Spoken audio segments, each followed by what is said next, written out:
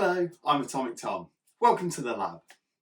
In today's video about time, we are going to be thinking about inventions that were later than our sundials and water clocks. As our understanding of time developed, so did our need to be able to measure time more accurately.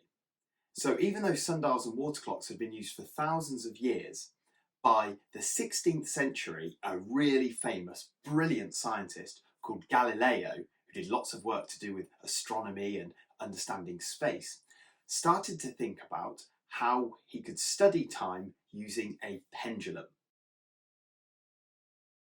A sundial was brilliant for measuring the time that passes through a day, maybe hours, and a water clock could be used to measure smaller amounts of time, like minutes. But for really small amounts of time, like seconds, they weren't the most accurate.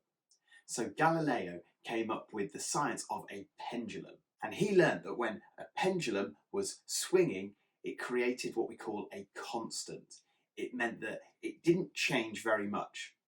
So we're going to make a pendulum today, and we're going to try and understand that. We're going to study it, experiment with it, and see how it works. Now, for a pendulum, you need, quite simply, a weight. You could use a coin, a lump of blue tack or plasticine. I'm going to use an apple. You don't need to use an apple. I'm pretty much just using this to show that almost anything with a bit of weight to it can work to help us learn about pendulums. We also need a piece of string, some scissors to cut our string, and then, rather than holding the piece of string and the weight on the end, we're actually going to fix it to something, and we'll talk about why in a minute. So I'm going to tie the string to the apple, and then we'll create our pendulum.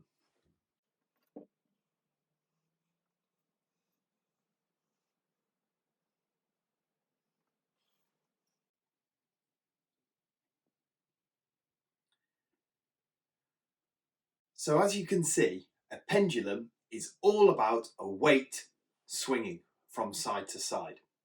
Now these are used in lots of places, especially in clocks. If you think of going to the park and playing on a swing, that's pretty similar as well.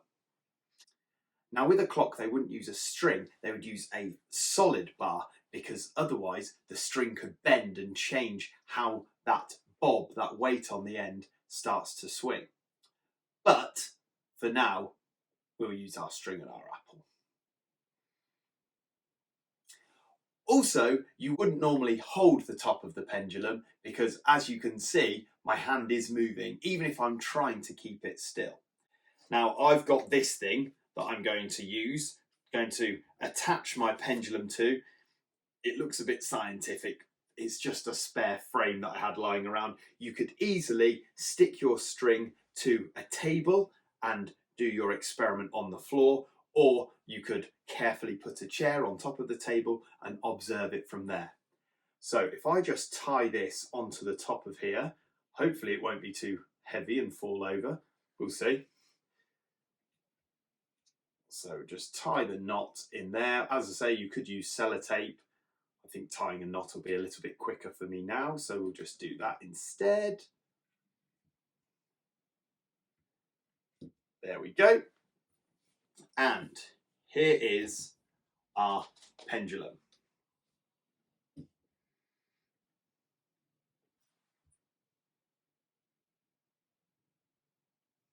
Now Galileo worked out that as the bob, the weight on the end, in this case an apple, as it swings, it takes the same amount of time. We call it a constant. Eventually, it does run out of energy because of the air resistance that hits it, because this is moving. I haven't made it in the most scientific way, but it will run out of energy eventually. But for a while, it just keeps swinging. Now, there are loads of different experiments that you could do with this. You could maybe time how long 5 swings take. You could measure with a ruler how high you could drop your bob from, drop the weight from, and see if that changes, see if that changes how it swings. I'm trying to bruise my apple a little bit here.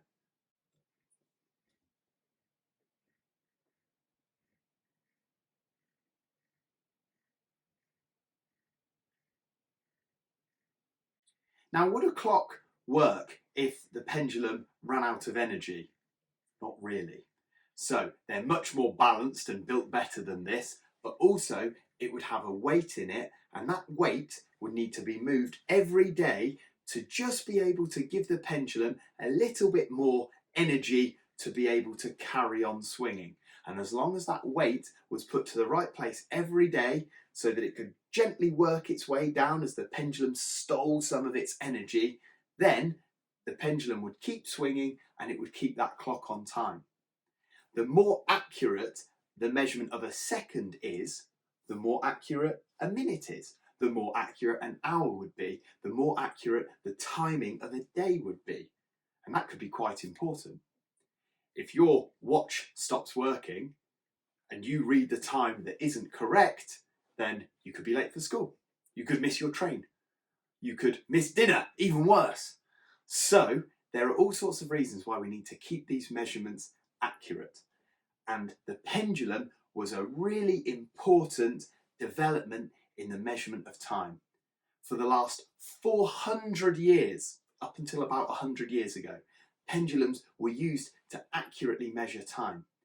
And as I'm sure you've learned about in history, the Industrial Revolution, where there were lots more factories and there was lots more technology and industry, all of these timings were really important for people knowing when to work, when not to work, how they could make their workplaces work better with different people on different amounts of time. It might sound strange, but it always came back to knowing when things were meant to happen. And the best way to do that is by working off a standard minute and second and hour and sharing that time amongst us. Quite a complicated idea, I know that one, but at the very least, I'm sure you can do some experiments with your pendulum.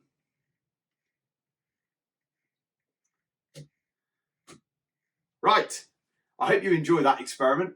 I'm off to eat my lunch, and I hope to see you on another day for some more scientific experiments. Atomic!